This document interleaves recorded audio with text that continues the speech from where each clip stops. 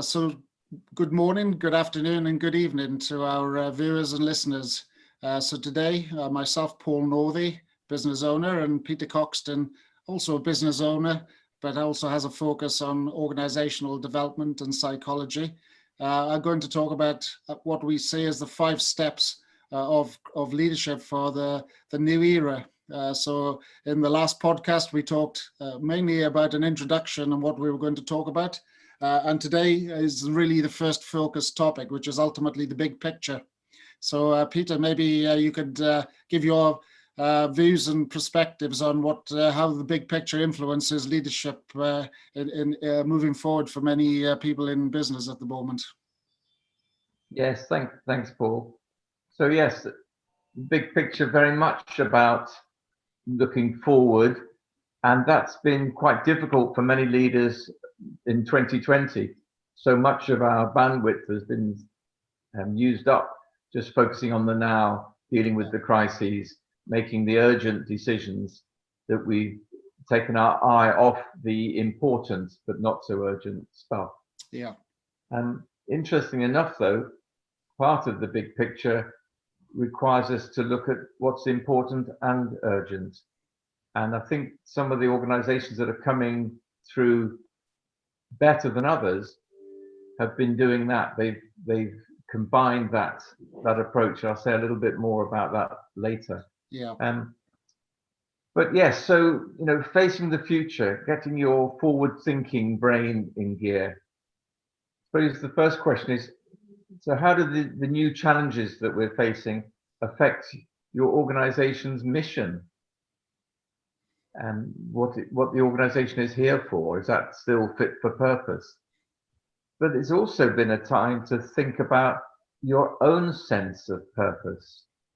I think 2020 has allowed us, or maybe forced us, to stop and reflect, to stop and review, to stop and reconsider the core issues in our life. So what is important to you? How do you want to live your life? What have you learned from the time through lockdown and beyond? What changes do you want to make to your own life? Many people have been reviewing that.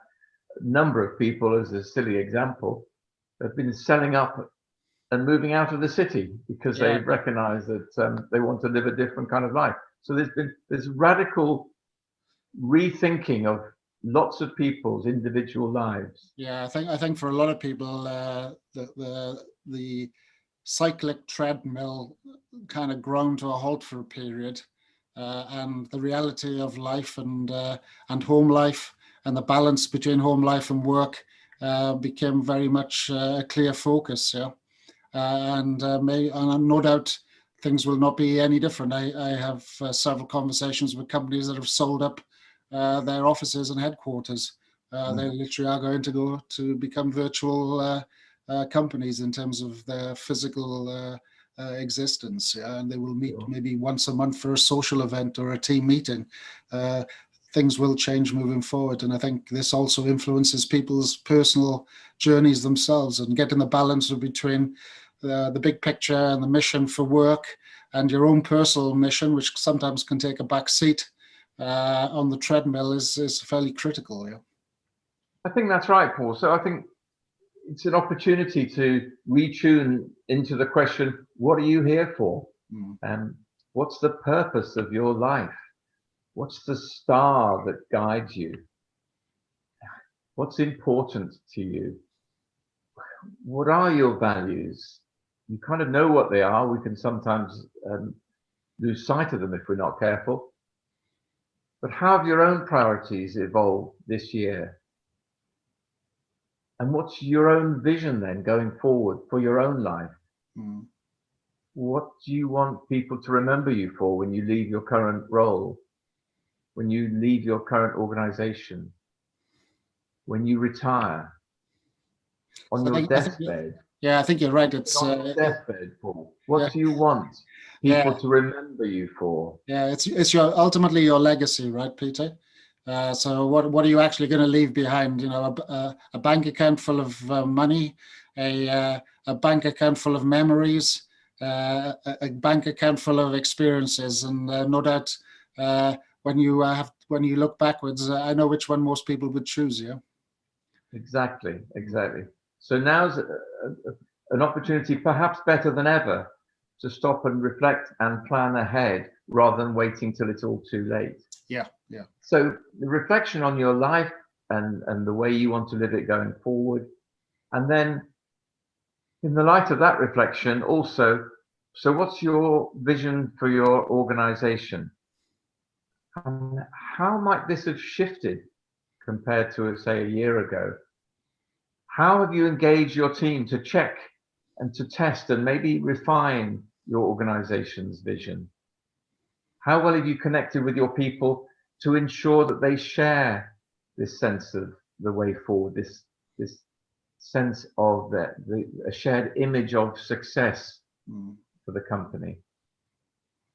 Now, appraising your vision and your erstwhile strategy and your business plans may already have resulted in some minor tweaks or some major reviews or innovatively different ways of moving forward. You mentioned the virtual organizations that have emerged in some places. Yeah. So for some people, their plans have been blown out of the water. Yeah. And yet for others, they've seen opportunities to grasp and they've moved forward at pace.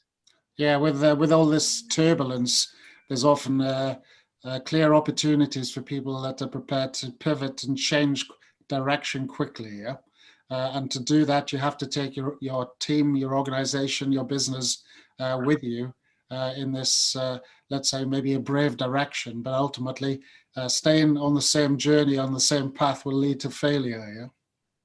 I think that's absolutely right. One of the key words that you see in all the literature at the moment is about agility. Yeah. You need to be agile and responding to the changes that have been imposed upon you. We weren't planning for these changes. And you need, if you can, to work with your people to craft a refined and a shared image of success. And agility is an easy word to use, but what does it actually mean? There's some evidence emerging already that the companies that seem to be thriving more than others at the moment are doing it for one of, and possibly both of two reasons. One is they might just happen to be in the right situation at the right time, that they've taken advantage. The delivery companies, the retail that have been able to go online, just so happens that they were able to take advantage of the new opportunities. For others, it's about the speed of response to the changes and the challenges that have been imposed. So how agile have you been individually and collectively to bring about the changes you've needed to? Some organizations are just beginning to play catch up, and some, frankly, have not. They've slipped into victim mode and thinking, what can I do? But I guess the ultimate driver for innovation and for change is, as a business, is your revenue and your profit falling off a cliff. Yeah. And then ultimately you either do something about it and look at what can you achieve in this new world, in the bigger picture. What do you have? What potentially you might have to leave the past behind. You might be a bricks and mortar outfit. You might have to become an online company. You might suddenly have to deliver rather than expect customers to walk through your door. The products mix in terms of what will sell in the future will change based on, I'm sure some sectors have had fantastic 12 months, yeah, and others have had a desperate time, yeah, and ultimately those companies struggling, which there are a lot of high street companies that are really having a real horrid time, have to reflect and say, well, this is really an acceleration of what would have happened over maybe several years, and maybe the management assumed that they would have the time and the bandwidth to slowly change, and now this almost like an event from space has happened, and now they have to do it immediately. Yeah? There's no option. Yeah? I think that's absolutely right.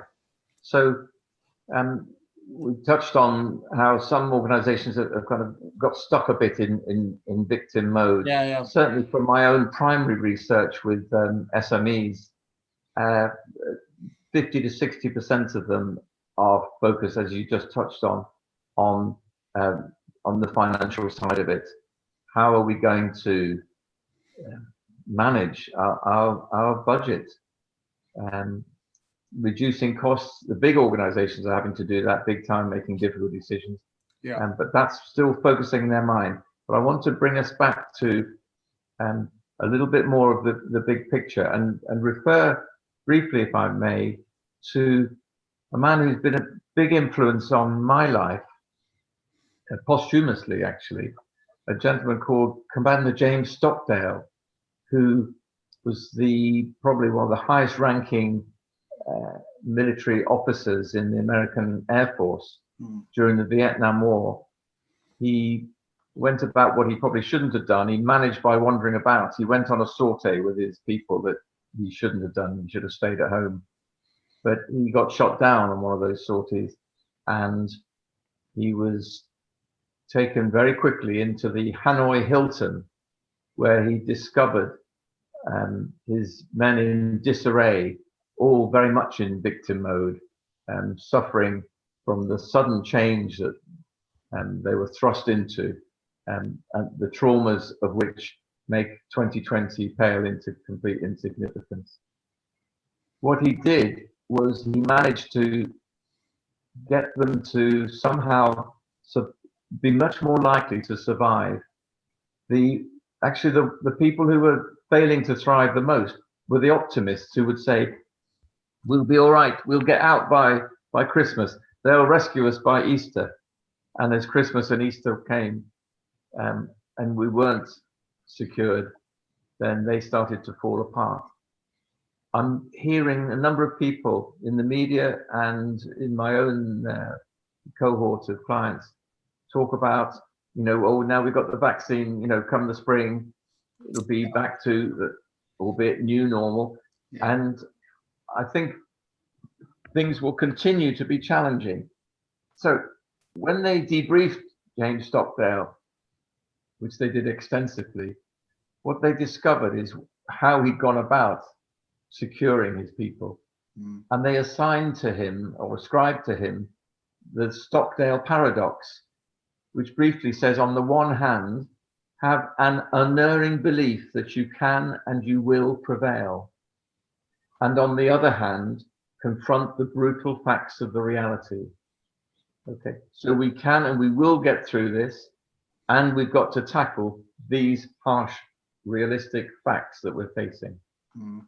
And that speaks to me at this time, perhaps as much as ever.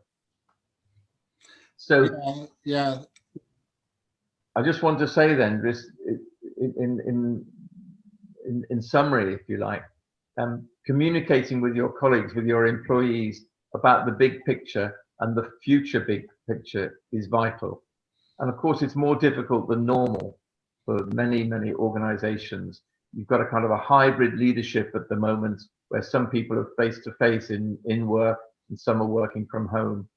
So it's critical that your communications about this big picture are effective and they serve the big purpose. Yeah, I agree. There was some research done that I was reading only this morning from the City and Guilds, and it said from 3,500 people, 36% said our leaders are failing to demonstrate some of the soft skills like empowering us and motivating us. 31% said they're having insufficient empathy and emotional intelligence. 34% said they're not good enough at problem solving. Gosh, we need to be able to do that at the moment. 29% said their organizational skills are lacking.